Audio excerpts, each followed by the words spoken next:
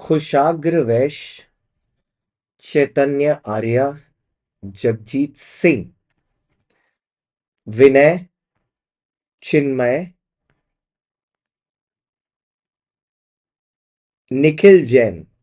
आपको पता है मैं इनके बारे में क्यों बता रहा हूं? ये रीजन नहीं है कि ये हमारे one of the 33 all India rankers हैं। मैं इनके बारे में आपको इसलिए बता रहा हूं क्योंकि ये सब डायरेक्ट एंट्री रूट के थ्रू इंटरमीडिएट में एंट्री किए हैं, ठीक है, और वहां से इन्होंने रैंक स्कोर किए। अब ये क्या होता है ये डायरेक्ट एंट्री रूट, मैं आपको थोड़ी सी बात समझाता हूं। पहली बात ये है क्या, देखो सर, एक रूट होता है सीए इंटरमीडिएट में एंटर करने का थ्रू द फाउंडेशन, कि आप फाउंडेशन को क्लियर करें और उसके बाद आप डायरेक्ट एंट्री कर सकते हैं। एक रूट होता है डायरेक्ट एंट्री। अब ये डायरेक्ट एंट्री कैसे होती है? ये डायरेक्ट एंट्री होती है थ्रू प्रोविजनल रजिस्ट्रेशन, ठीक है, थ्रू प्रोविजनल रजिस्ट्रेशन। अब कैसे प्रोविजनल रजिस्ट्रेशन काम करता है समझिएगा। दो केसेस हो सकते हैं, एक हो सकता है कि आपका 3 ईयर का बीकॉम हो या आपका 4 ईयर का ग्रेजुएशन हो।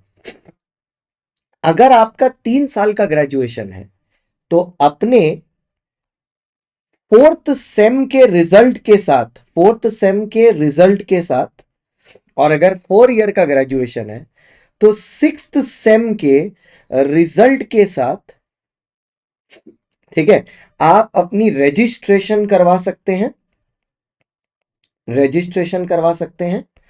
और उसके बाद आपको कोई आर्टिकलशिप करने की दरकार नहीं है, जैसे पुराने सिलेबस में होता था। अब कोई आर्टिकलशिप की रिक्वायरमेंट नहीं है। सीधे 8 महीने बाद आप एलिजिबल हो गए अपने इंटर के अटेम्प्ट के लिए। लेकिन आप कौन से अटेम्प्ट के लिए एलिजिबल होगे, उस अटेम्प्ट के पहले आपका फाइनल बीकॉम हो जाना चाहिए और उसका रिजल्ट आपके हाथ में होना चाहिए। रिजल्ट हाथ में, जब आप क्या भर रहे हो, एग्जाम फॉर्म भर रहे होगे सीए इंटर का, तो वो अटेम्प्ट आप दे पाओगे। As simple as that.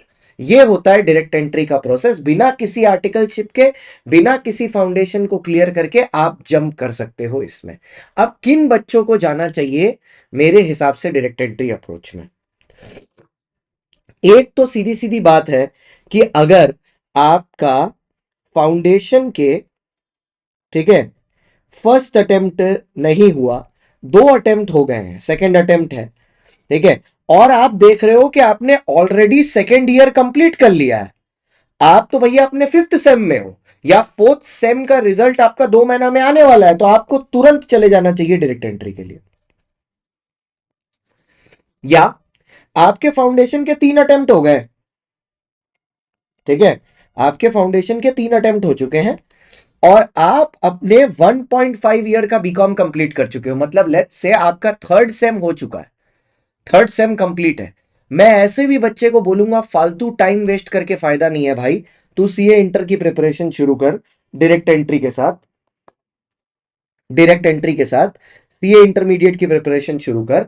और ये तू इंटरमीडिएट की प्रिपरेशन 2 साल पढ़ के दे और इसमें रैंक लेके आ, वो ज्यादा फ्रूटफुल है रादर देन एक बार और माथा फोड़ने के लिए फाउंडेशन में। क्योंकि आपका बीकॉम यहां पर है, किसी का फर्स्ट अटेम्प्ट ही नहीं हुआ है फाउंडेशन में, तब आप दोबारा दीजिए। लेकिन अगर 2 अटेम्प्ट दे चुके हो तीसरा, या 3 अटेम्प्ट दे चुके हो चौथा, लॉजिकल नहीं बनता अगर आपने थर्ड सेम तक बीकॉम कंप्लीट कर लिया है तो थर्ड सेम तक कंप्लीट हो जाना चाहिए। मतलब पैरामीटर क्या लगाया मैंने, फोर्थ के बाद रजिस्ट्रेशन होती है ना, बुरे से बुरी हालत में थर्ड भी अगर कंप्लीटेड है ना तो आप जा सकते हो डायरेक्ट एंट्री के लिए बिना रजिस्ट्रेशन किए।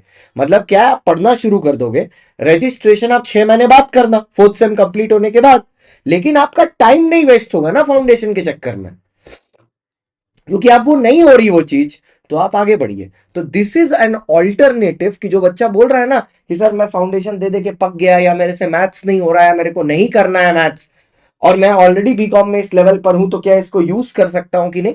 तो ये वीडियो उसके लिए है। और भी इससे ज्यादा, जिसमें मैंने एक और वीडियो बनाया था जिसमें मैंने डायरेक्ट एंट्री का प्लान बताया था कि 2 साल के बाद अगर एग्जाम है तो कैसे प्रिपेयर करेंगे, साल भर के बाद एग्जाम है तो कैसे प्रिपेयर करेंगे, तो उसका लिंक मैं नीचे डिस्क्रिप्शन में डाल दूंगा, उसको भी देख लेना एक बार। हालांकि इससे तो most of the things clear हो ही गई होंगी। All the very best.